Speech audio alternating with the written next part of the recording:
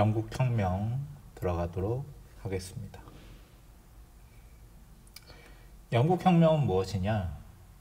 청교도혁명, 1642년에 일어난 청교도혁명과 1688년에 일어난 명예혁명을 합쳐서 영국혁명이라고 불러. 그 중에 청교도혁명은 무엇이냐?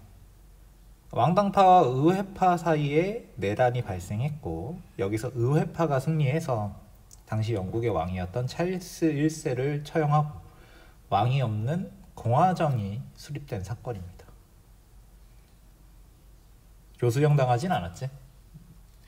찰스 1세가 죽긴 죽었는데 처형을 당하긴 했는데, 당시 유럽에서는 왕 정도 되는 고귀한 사람들은 참수형에 처하는 게 예의였기 때문에 정확하게는 도끼로 참수형에 처합니다. 명예혁명은 뭐냐? 공화정이 들어섰지만 다시 왕정 복고가 일어났단 말이야. 왕을 다시 세웠어.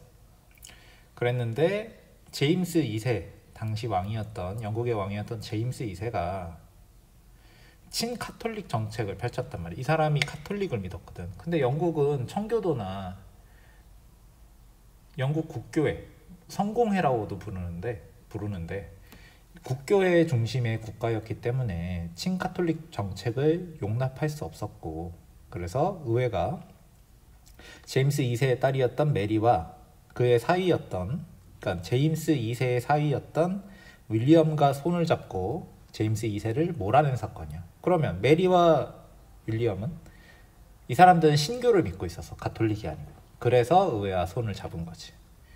입헌 군주제의 토대가 마련되고 메리와 윌리엄은 공동 왕으로서 영국을 통치하게 됩니다. 그리고 당연히 의회의 권위도 높아졌겠지. 그러면 영국혁명이 두 번에 걸친 사건인데, 그 중에 먼저 일어난 청교도혁명의 배경을 우리는 알아봐야겠지. 젠틀이라는 새로운 집단이 출현을 해, 영국에서는. 이들은 어떤 존재들이냐면, 중세 이후 영국 농촌에서, 중세가 끝난 다음에 자영농민층이 많이 형성돼서, 그전엔 농노가 많았다면 이제는 자기 땅을 가지고 있는 자영농들이 많이 형성된단 말이야. 그리고 땅을 많이 갖고 있는 지주층인 젠트리가 나타나게 돼. 그 전에 있었던 영국 귀족들은 많이 몰락한 상황이야. 장미전쟁 같은 사건이 벌어지면서 영국 귀족들이 많이 죽어서 그 빈자리를 젠트리라는 새로운 계층이 채웠다라고 생각하면 되는 거지. 그리고 이 젠트리는 지주층이었다. 땅을 많이 가지고 있는 지주였다. 근데 이제 중세시대 영주처럼 엄청 많은 땅을 가지고 있진 않고, 그들보다는 적당한 정도. 그러니까 굳이 얘기하자면 중소지주다, 이렇게 얘기하면 되겠지. 그래서 아까 얘기했듯 영국 귀족들은 장미전쟁 같은 사건으로 많이 몰락을 했었고, 몰락하지 않았어도 장원제가 해체됐기 때문에 더 이상 장원을 가지고 있는 영주라기보다는 소작농들에게 땅을 빌려주는 지주로 변화하게 된단 말이야. 그러면 영주와 지주의 차이는 뭐냐? 굳이 얘기하자면 영주는 농노들을 거느리고 있고, 그 농노들은 영주의 반예속적인 상태로 있는 거라면, 지주 같은 경우에는 소작농들이라서, 얘네들은, 소작농은 물론 계약관계가 있기 때문에 땅을 농사지어주고 소작료는 내야 되지만, 그거 말고는 신분적으로 예속이 있거나 하지는 않는단 말이야. 그런 식으로 이제 그 농민에 대한 지배권이 영주보다는 젠트리가 약할 수밖에 없지. 그리고 이 젠트리들은 인클로저 운동이라는 걸 주도해서 부를 많이 쌓았고 사회 지도층이 돼. 그래서 이들은 당시 영국에 있었던 의회에 다수 진출해서, 영국 의회에는 이제 귀족들보다는 젠트리, 새로운 지주층인, 중소지주층인 젠트리가 숫자를 많이 차지하게 됩니다. 인클로저 운동은 뭐냐면, 인클로저 운동은 울타리를 치는 운동인데, 왜 울타리를 치냐면 영국은 양을 많이 키웠어. 양모 산업, 모직물 산업이 발전했단 말이야. 이렇게 울타리를 치는 거라고. 울타리를 치는 게 어때서요? 일단 영국은 인클로저 운동으로 울타리를 많이 쳐서 영국 시골에 가면 이런 돌담들이 엄청나게 많아요. 담으로 구획을 지었단 말이야. 인클로저라는 뜻 자체가 울타리 치기라는 뜻을 가지고 있어.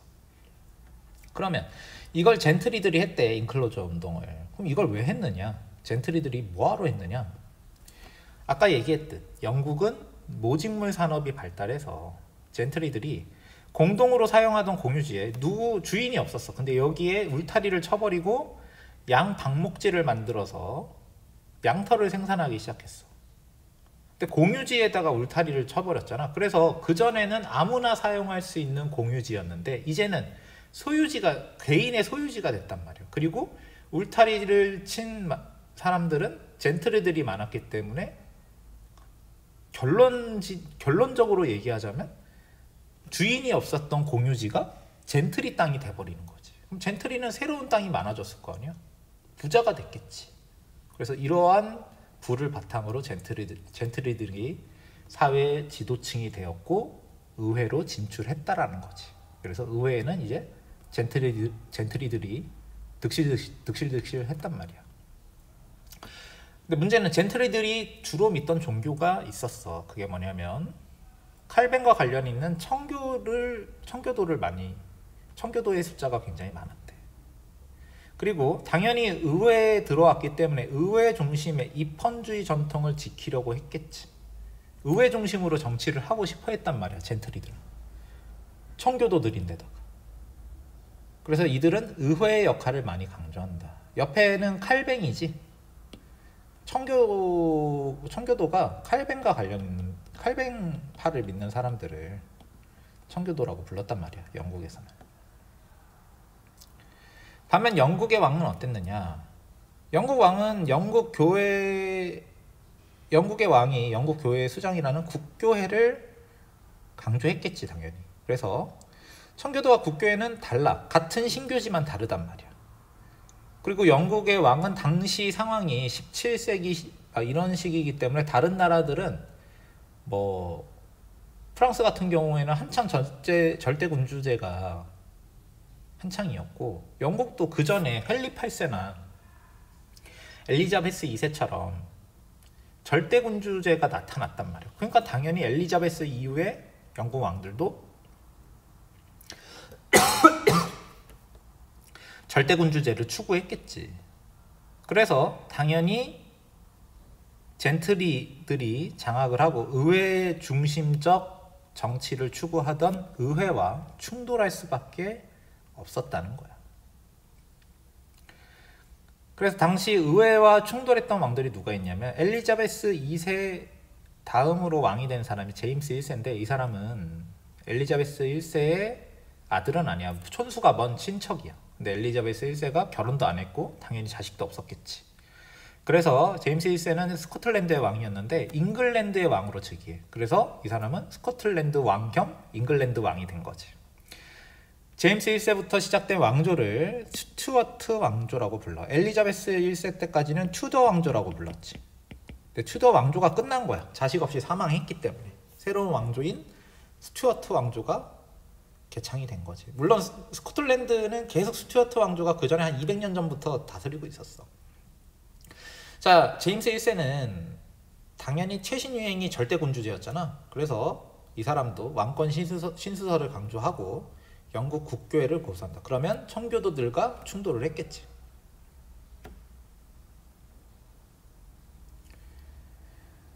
그러다가 제임스 1세의 아들인 찰스 1세가 즉위하게 되면서 의회와 왕의 관계는 더 악화가 돼.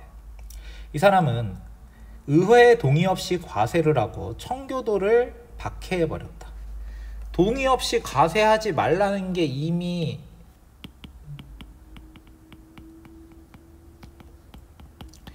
대헌장에서 나왔던 얘기잖아. 근데 찰스 1세가 전쟁을 하려고 하는데 의회에서 동의를 안 해준단 말이지. 그래서 동의 없이 과세를 해버리고, 그리고 국교도가 아니라는 이유로 같은 신교지만 청교도를 박해했단 말이야. 그럼 당연히 젠트리들은 반대했을 것이고 젠틀리들은 의회에 많았기 때문에 의회와 관계가 안 좋아졌겠지. 그래서 의회는 찰스 1세에게 권리 청원이라는 걸 제출해.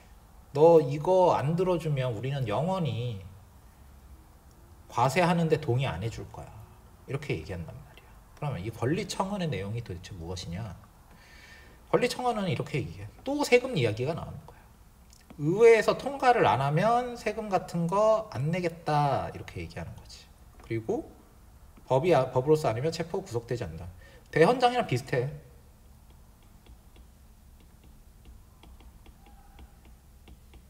왕 마음대로 사람 잡아가고 왕 마음대로 과세하지 말라는 얘기가 계속 반복이 되고 있었던 거지. 그래서 찰스는 어떻게 했을까? 의회가 과세를 승인해줘야 세금을 거둘 수 있기 때문에 승인을 해줬어. 그리고 세금을 걷었겠지. 왜냐면 찰스 1세는 당시 전쟁을 한창 하고 있었던 시기이기 때문에 전쟁하려면 돈이 필요하거든. 그래서 권리청원에 동의는 했지만 그래서 세금을 받은 다음에는 다시 의회를 해산해버리고 볼일 없다. 이제 내가 전쟁에 필요한 세금을 걷었으니까 볼일 없다. 그리고 의회를 해산하고 소집하지 않고 자기 혼자서 통치를 해버렸단 말이야. 그렇게 약 한 14년 동안 의회가 소집이 안 돼. 한 12년 정도 소집이 안 됐단 말이야. 그러다가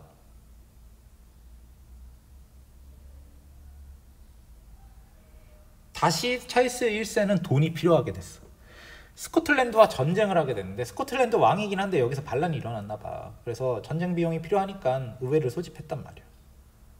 의회는 당연히 그동안 마지막으로 의회를 소집한 게 권리청원 냈을 테니까 1628년이잖아. 12년 동안 의회 소집을 안 하다가 12년 만에 소집을 하니까 의회가 열받아서 이걸 거부하지. 전쟁에 돈이 필요해서 과세를 하려는데 의회는 거부했단 말이야. 우리는 못 낸다. 그래서 찰스 1세는 의회를 무력으로 탄압을 해버렸어.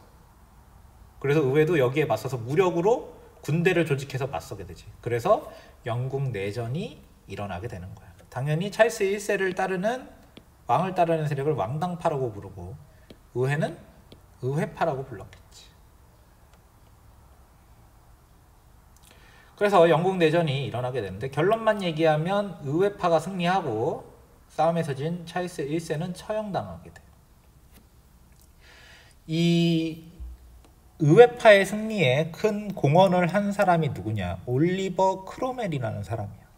이 사람이 조직된 군대를 만들어서 왕당파의 전투에서 여러 번 승리했단 말이야. 뭐 여기 보면은 네이즈비 전투 뭐 이렇게 얘기하잖아. 왕당파가 참패했다. 이 전투가 일어난 지역에서 의회파가 많은 승리를 거둔 거지. 그래서 크로멜은 승리를 거둔 이후에 찰스 1세를 처형해버리고 공화정을 수립했어. 근데 크로멜은 의회파 출신인데 자기가 의회를 해산해버리고 독재 정치를 펼쳐. 호국경이라는 자리에 올라서 독재 정치를 펼치게 된다. 그리고 아직 이 아일랜드에는 왕당파의 잔당이 남아있었기 때문에 군대를 보내서 아일랜드 원정에 가서 왕당파의 자녀 세력을 쓸어버려. 그리고 항해법이라는 걸 제정하게 되는데 이 항해법은 우리가 절대군주제를 배울 때 나왔던 중상주의와 관련이 있다. 자, 정리하자.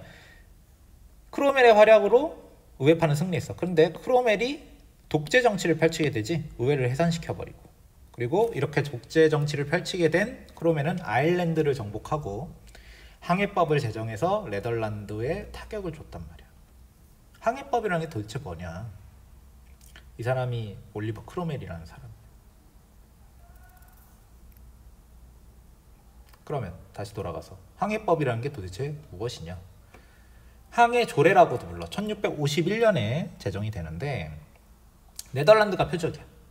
당시 잉글랜드가 식민지가 존재했는데 식민지 무역의 이권을 네덜란드로부터 지키기 위해서 제정한 법률이야. 내용을 보면 오직 잉글랜드의 식민지 소속 배만 영국 식민지로 상품을 옮길 수 있다. 그전엔 네덜란드 배가 영국과 영국 식민지의 무역을 도맡았단 말이야. 이득을 많이 얻었겠지. 그걸 뺏어가기 위해서 이런 법을 정한 거지.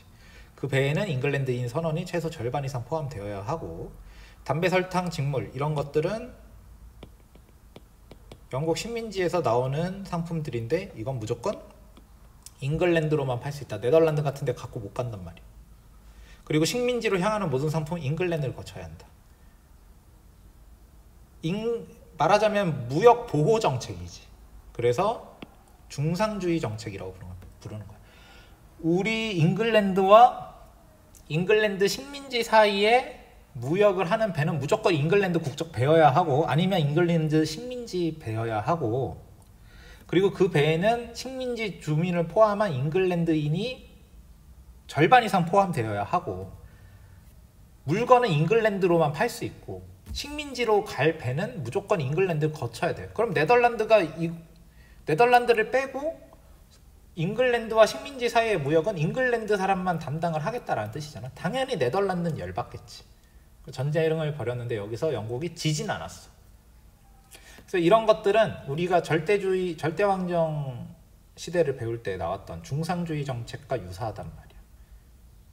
나라의 부가 해외로 빠져나가는 걸 원하지 않는다는 거지. 물론 크로멜은 절대 군주는 아니었지만 경제 정책은 당시의 유행이었던 중상주의 정책을 추진했다라는 거지. 자, 이제 명예혁명입니다. 크로멜은 의회를 해산하고 독재 정치를 자기가 펼쳤기 때문에 불만 세력이 많았어.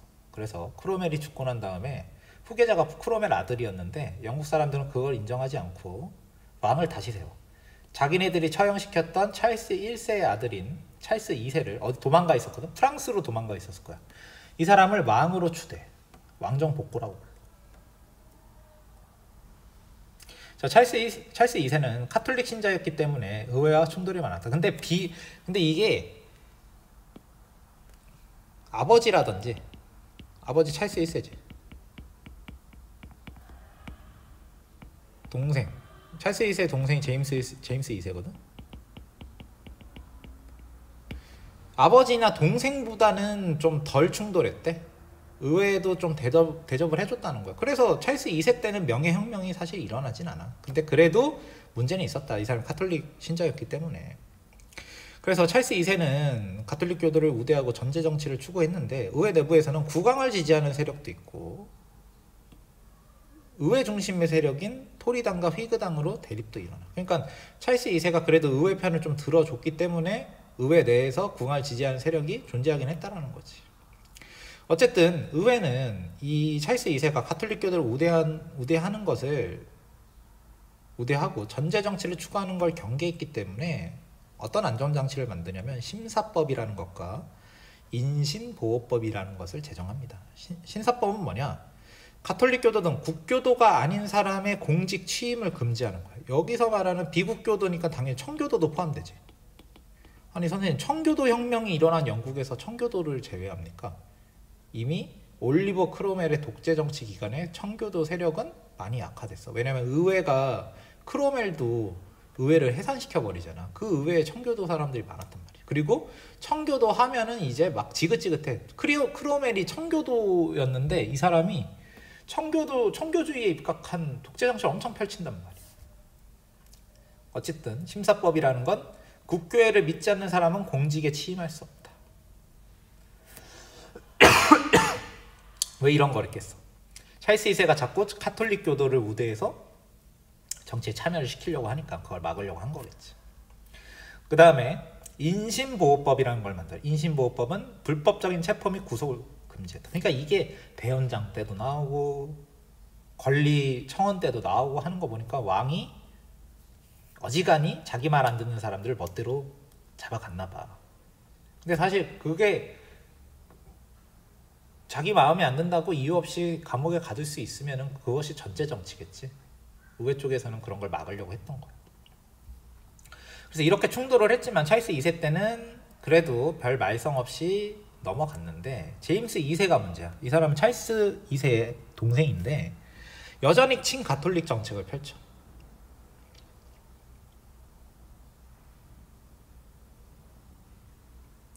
그래서 심사법과 인신보호법을 무시해서 전제 정치를 부활시켜버린다.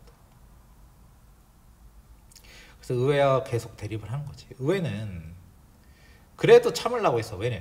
제임스 2세가 아들은 없고 딸만 둘인데 딸은 가톨릭교도가 아니거든.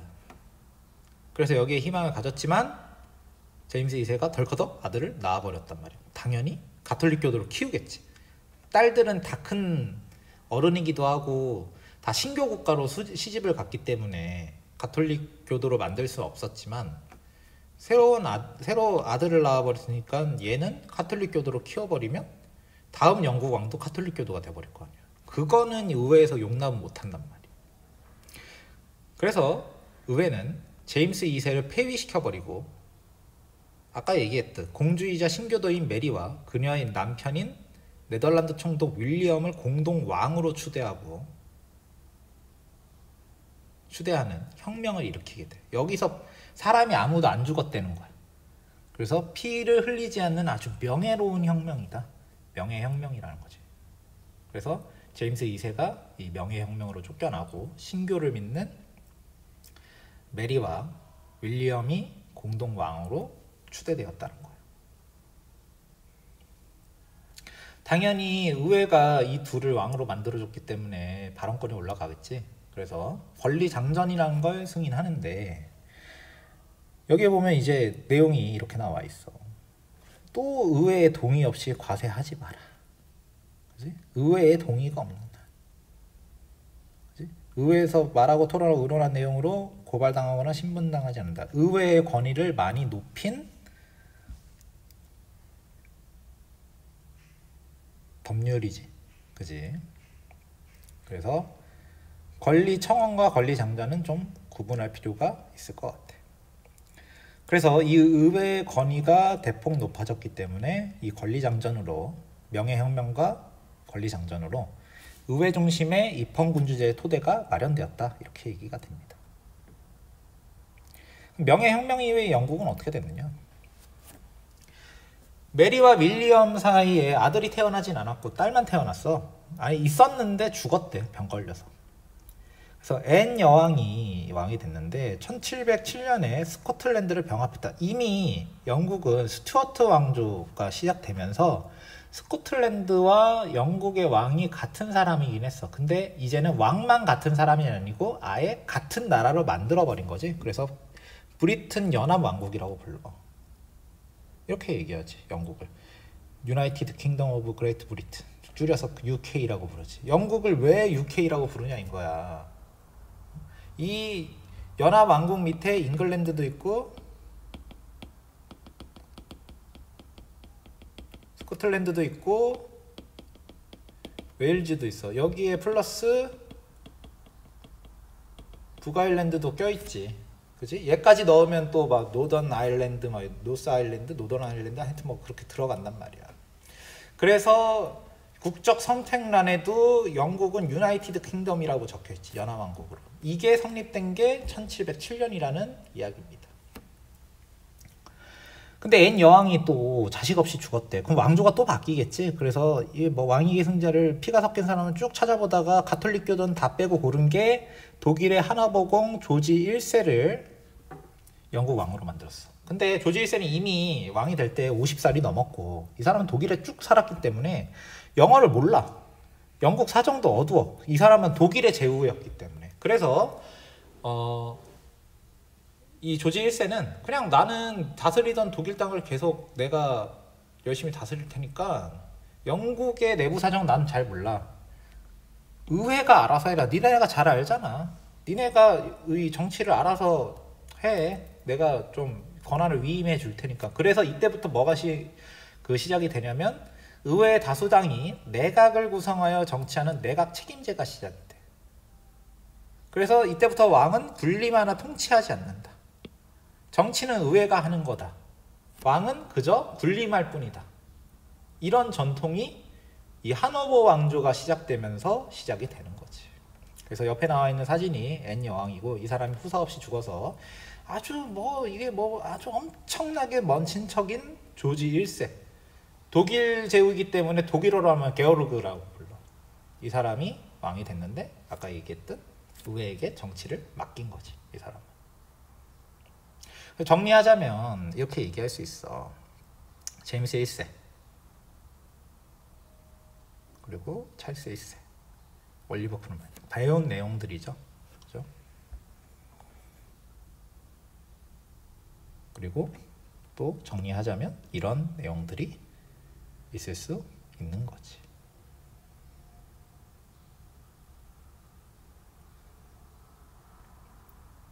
자, 영국 혁명은 여기까지 하겠습니다.